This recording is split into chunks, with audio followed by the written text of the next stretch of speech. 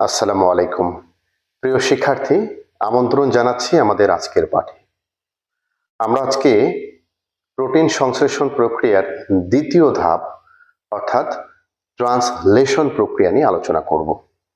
এর আগে তোমরা যারা আমাদের এই ক্লাসটিতে অংশগ্রহণ করতে পারোনি অর্থাৎ ট্রান্সক্রিপশন এই প্রক্রিয়াটি দেখোনি, আমাদের প্লেলিস্ট থেকে এই ভিডিওটি অবশ্যই তোমরা দেখে নেবে।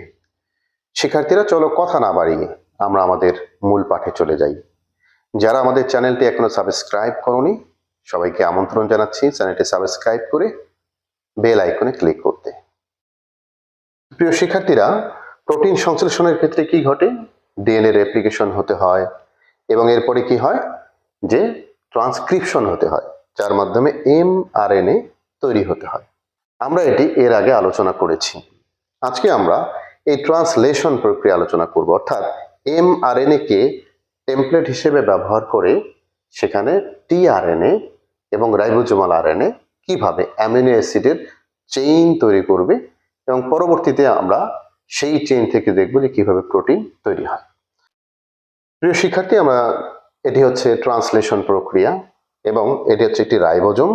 রাইবোজোমের ভেতরে কি ঘটে, যেখানে এই প্রক্রিয়ার মাধ্যমে এমআরএনএ কে ব্যবহার করে টেমপ্লেট বা ছাঁচ হিসেবে ব্যবহার করে টিআরএনএ সে কি করেছে, বিভিন্ন রকম অ্যামিনো অ্যাসিডের চেইন তৈরি করেছে। এই একটার পর একটা অ্যামিনো অ্যাসিড একসাথে জোড়া লেগে কি ঘটে, একসময় প্রোটিন তৈরি করে, নির্দিষ্ট প্রোটিন তৈরি করে। তাহলে আমরা চেইন দেখতে পাচ্ছি, এখানে হলো বিশাল আকৃতির একটা চেইন এখান থেকে তৈরি হয়েছে। বাট এটা তো কন্টিনিউয়াস চলতেই থাকে না। এমআরএনএর নির্দিষ্ট একটি জায়গায় একটি স্টপ কোডন থাকে। এই স্টপ কোডনটা এরকম একটা কোড আসলে, ইউজিএ এই টাইপের একটা কোড আসলে সেটা কি হয়, বন্ধ হয়ে যায়। তখন এই নির্দিষ্ট প্রোটিনটার জন্য যতটুকু পরিমাণ অ্যামাইনো অ্যাসিড তৈরি হওয়া দরকার ততটুকু তৈরি হয়। আবার ভিন্ন একটি প্রোটিন তৈরির জন্য এর পরে থেকে আবার প্রক্রিয়া চলতে থাকে। তো শিক্ষার্থীরা, আমরা ফুল প্রসেসটা একটু দেখে নেই। যে আমরা বলছি এখানে হলো কি স্টার্ট কোড, এইউজি এই জাতীয় কোডগুলো হলো স্টার্ট কোড। তো এমআরএনএ এর এইউজি এই কোডের এন্টিকোডন টিআরএনএ তে হলো ইউএসি। ইউএসসি এর জন্য একটা নির্দিষ্ট অ্যামিনো অ্যাসিড কি হয়, এখানে যুক্ত হয়। এমইটি এই অ্যামিনো অ্যাসিডটা কি হয়, এখানে যুক্ত হয়। তো আমরা এখানে দেখে থাকি পুরো ঘটনাটা ঘটে কোথায়, রাইবোজোমের ভেতরে। নিউক্লিয়াস থেকে আসা এমআরএনএ রাইবোজোমের সাথে কি হয়, অ্যাটাচমেন্টে যায় এবং এটি রাইবোজোমের লার্জ ইউনিট এবং স্মল ইউনিটের মাঝখান দিয়ে এটি ভেতরে প্রবেশ করে। এরপর টিআরএনএ এটিকে টেমপ্লেট হিসেবে ব্যবহার করে কি করে, অ্যামিনো অ্যাসিড গুলো তৈরি করতে থাকে এবং একটা নির্দিষ্ট জায়গায় গিয়ে এটি কি হয়, স্টপ হয়ে যায়। এবং সেখানে স্টপ হওয়ার জন্য কিছু কোড রয়েছে, যে কোডগুলো আসলেই সেখানে স্টপ হয়ে যায়, আমাদেরকে বলি ননসেন্স কোড। প্রিয় শিক্ষার্থী, ট্রান্সলেশনের কৌশল মোটামুটি এটি, অর্থাৎ এখানে কি ঘটবে, এমআরএনএ এর 5 প্রাইম থেকে 3 প্রাইমের যে স্ট্র্যান্ডটা আছে সেই স্ট্র্যান্ড লার্জ ইউনিট এবং স্মল ইউনিট অর্থাৎ এটি রাইবোজোমের ভেতরে প্রবেশ করবে, দুটোর মাঝখানে প্রবেশ করবে। এই ঘটনাগুলোর ক্ষেত্রে পুরো ব্যাকআপ ঘটনার ক্ষেত্রে সহায়তা করে থাকে রাইবোজোমাল আরএনএ। এবং আমরা এখানে দেখে থাকি যে টিআরএনএ সে কি করে, টিআরএনএ এর এন্টিকোডন প্রান্ত এসে এমআরএনএ কে টেমপ্লেট হিসেবে ব্যবহার করে এবং নির্দিষ্ট পরিমাণ অ্যামিনো অ্যাসিডকে একটার সাথে আরেকটা এভাবে যুক্ত করে প্রোটিনের শৃঙ্খল তৈরি করে, প্রোটিনের চেইন তৈরি করে। প্রিয় শিক্ষার্থীরা, আমরা যদি এখানে একটু লক্ষ্য করি যে প্রক্রিয়ায় ডিএনএ থেকে তথ্য ব্যবহার করে এমআরএনএ রাইবোজোমের সাথে যুক্ত হয়ে প্রোটিন তৈরি করে টিআরএনএ এর সহায়তায়, তাকে বলা হচ্ছে ট্রান্সলেশন প্রক্রিয়া।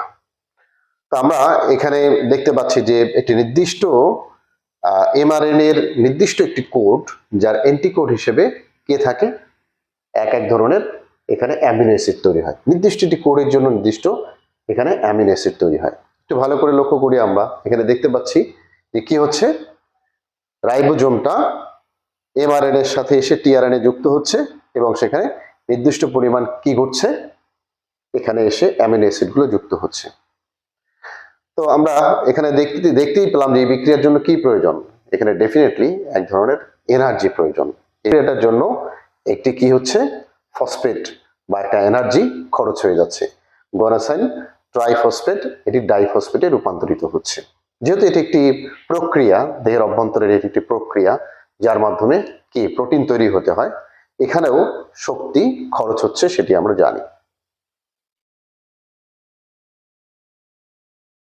রাইবোজোমের সাথে এমআরএনএ এর বন্ধন প্রথমেই কি ঘটে, এই পুরো প্রসেসটার মধ্যে রাইবোজোমের সাথে এমআরএনএ এর বন্ধন তৈরি হতে হয়। আমরা আগেই জেনেছি যে রাইবোজোমের একটি বড় ইউনিট এবং একটি ছোট ইউনিট, দুটো সাব ইউনিটের মাঝখানে, এবং তার স্টার্ট কোডটা শুরু হবে কি দিয়ে, সবসময় AUG এটি দিয়েই স্টার্ট কোড শুরু হবে। এবং এই AUG এর এন্টিকোড প্রথম যে টিআরএনএ আসবে সে কি UAG, এটার এন্টিকোড হিসেবে এটিকে তৈরি করবে। তাহলে এটি MET, এই অ্যামিনো অ্যাসিডটা এখানে কি হবে, যুক্ত হবে, মিথিওনিন অ্যামিনো অ্যাসিড।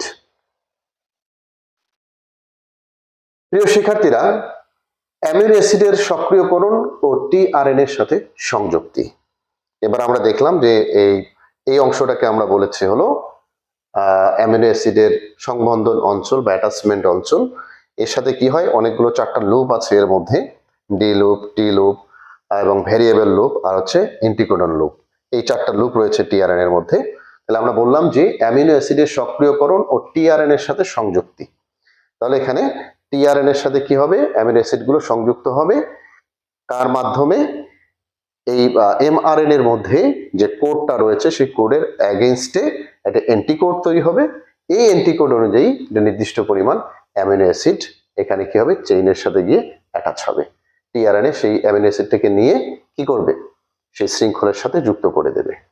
আমরা এই কারণে এটাকে বললাম হলো যে অ্যামিনো অ্যাসিডের সক্রিয়করণ ও টিআরএনএ এর সাথে সংযুক্তি। পলিপেপটাইড শৃঙ্খল আরম্ভকরণ এবং চেইনের প্রলম্বন। পলিপেপটাইডের শৃঙ্খল যেটা, অর্থাৎ অনেকগুলো অ্যামিনো অ্যাসিড একসাথে যুক্ত হয়ে পলিপেপটাইডের শৃঙ্খল তৈরি হয়, এবং আমরা বলছি যে চেইনটা কি হতে থাকে, লম্বা হতে থাকে, ধীরে ধীরে চেইনটা লম্বা হতে থাকে। আমরা এখানে দেখতে পাচ্ছি যে একটার সাথে আর একটা অ্যামিনো অ্যাসিড, একটার সাথে আর একটা অ্যামিনো অ্যাসিড কি হচ্ছে, এখানে যুক্ত হয়ে লম্বা একটি চেইন তৈরি করছে, মানে চেইন ইলংগেশন হচ্ছে আর কি চেইনের ক্ষেত্রে। এবং এক সময় স্টপ কোড আসার সাথে সাথেই যে নির্দিষ্ট পরিমাণ প্রোটিনটা তৈরি হওয়ার কথা, যে স্পেসিফিক প্রোটিন তৈরি হবে, সেটি কিন্তু এখানে হয়ে যায়। এরপর আমরা দেখি হলো যে সমাপ্তিকরণ। কখন এই সমাপ্তিটা ঘটবে, আমরা এর আগেও বলেছিলাম যে UAA, UAG, UGA, এই ধরনের যে কোডগুলো রয়েছে, এই কোডগুলো যদি আসে তাহলে সেই জায়গা কি হবে, আর এর পরবর্তীতে আর ট্রান্সলেশন ঘটবে না, মানে এটা ট্রান্সলেশন কি করে দেয়, বন্ধ করে দেয়। তো প্রোটিন তৈরির ক্ষেত্রে তো অনন্তকাল একটি ট্রান্সলেশন চলতেই থাকে না, কারণ নির্দিষ্ট প্রোটিনের জন্য নির্দিষ্ট জায়গায় গিয়ে তাকে থামতে হয়। এই থামার কাজটুকু করে দেয় স্টপ কোড, অর্থাৎ স্টপ কোডন গুলো হচ্ছে UAA, UAG এবং UGA, এই তিন ধরনের স্টপ কোড রয়েছে, বা এদেরকে আমরা বলছি ননসেন্স কোড। এরপরে এগুলো আর ট্রান্সলেশন করতে পারে না, ট্রান্সলেশনের আর সেন্স তৈরি করতে পারে না, দ্যাটস ওয়াই এরকম নামকরণ করা হয়েছে। তাহলে এরপরে কি ঘটে, সমাপ্তিকরণ। আমরা এই ট্রান্সলেশন প্রক্রিয়া জানলাম, যে প্রক্রিয়ার মাধ্যমে ধীরে ধীরে কি হচ্ছে, এমআরএনএ কে ব্যবহার করে, সাচ বা টেমপ্লেট হিসেবে ব্যবহার করে রাইবোজোমের মধ্যে টিআরএনএ এর সহযোগিতায় এগুলো টিআরএনএ এর এন্টিকোডন অনুযায়ী সুনির্দিষ্ট অ্যামিনো অ্যাসিডের চেইন তৈরি করে, পলিপেপটাইডের চেইন তৈরি করে, এবং শেষ পর্যন্ত এটি প্রোটিনে তৈরি হয়ে যায়। এটির নাম হচ্ছে ট্রান্সলেশন প্রক্রিয়া, এবং এটি স্টার্ট হয় এটি সুনির্দিষ্ট জায়গা থেকে, আমরা জানি AUG, এই কোড দিয়ে স্টার্ট হয়, শেষ হয় গিয়ে একটি স্টপ কোডনের মাধ্যমে। তাহলে এই প্রক্রিয়া কেন গুরুত্বপূর্ণ, ট্রান্সলেশন কেন গুরুত্ব? প্রথমত, অসংখ্য অ্যামিনো অ্যাসিড প্রোটিন অণু তৈরি করে যা দেহের এক একটি বৈশিষ্ট্যকে নিয়ন্ত্রণ করে। ট্রান্সলেশন ছাড়া তো আসলে প্রোটিন তৈরি করা সম্ভব নয়। এমআরএনএ এবং টিআরএনএ রাইবোজোমের সাথে কি হয়, যুক্ত হয়। টিআরএনএ কোষের মুক্ত অ্যামিনো অ্যাসিড রাইবোজোমের সাথে যুক্ত করে, ফলে পেপটাইড বন্ড তৈরি হয়। তার মানে এই যে ঘটনাগুলো, যার মাধ্যমে শেষ পর্যন্ত পেপটাইডের একটা বন্ড ক্রিয়েট হচ্ছে, এবং এটা তৈরির ক্ষেত্রে কে গুরুত্বপূর্ণ ভূমিকা রাখে, ট্রান্সলেশন প্রক্রিয়া গুরুত্বপূর্ণ ভূমিকা রাখে। শিক্ষার্থীরা, আমরা জানি যে কোড কাকে বলে। যে আমরা শুরুতেই বলেছিলাম AUG, এটি হলো স্টার্ট কোড, এবং তিন ধরনের আমরা যে বললাম UAA, তারপর হচ্ছে যে UGA, UAG, এই যে তিন ধরনের স্টপ কোড রয়েছে। এই স্টপ কোডগুলো কি, মানে কোড বলতে কি বুঝি আমরা? মূলত আমরা বলছি যে তিনটি নাইট্রোজেন বেস নিয়ে এটি কোডন তৈরি হয়। এখানে আমরা এই যে GCU, এটি একটি কোড, ওটার নাম হচ্ছে কি অ্যালানিন। প্রত্যেকটা কোডের এগেনস্টে কি আছে, এগুলোর ভিন্ন রকম অ্যামিনো অ্যাসিডের একটা নাম রয়েছে। এরপর হচ্ছে কি UCG, কোড নাম্বার 2, এটি কি থ্রিওনিন। তারপর আমরা বলছি যে গ্লুটামেট, কোড নাম্বার 3, এরপর লিউসিন, আর্জিনিন, সেরিন এবং UAG, এগুলো হলো কি স্টপ কোড। এই যে মানে এই আরএন এর ভেতরে বা একটা স্ট্রেন্ডের ভেতরে আমরা দেখতে পাচ্ছি যে এদের নাইট্রোজেন বেসগুলোর নির্দিষ্ট সন্নিবেশ, অর্থাৎ তিনটি করে ট্রিপলেট যে নাইট্রোজেন বেস রয়েছে সেগুলো একটা করে কোড নির্দেশ করে। প্রত্যেকটি কোডের এগেনস্টে কি কি রয়েছে, একটি করে সুনির্দিষ্ট অ্যামিনো অ্যাসিড রয়েছে। তো এগুলোকে আমরা বলছি হলো কোড। আর এন্টিকোড কাকে বলেছি আমরা? কোডনের পরিবর্তে তিনটি নাইট্রোজেন বেস নিয়ে একটি এন্টিকোড গঠিত হয়। যে কোডগুলো তৈরি হয় কোডের এগেনস্টে, আমরা বলছি স্টার্ট কোডটা তৈরি হয়েছিল AUG, এবং UAC এটি হলো এন্টিকোড, এবং এটি কার সাথে থাকে?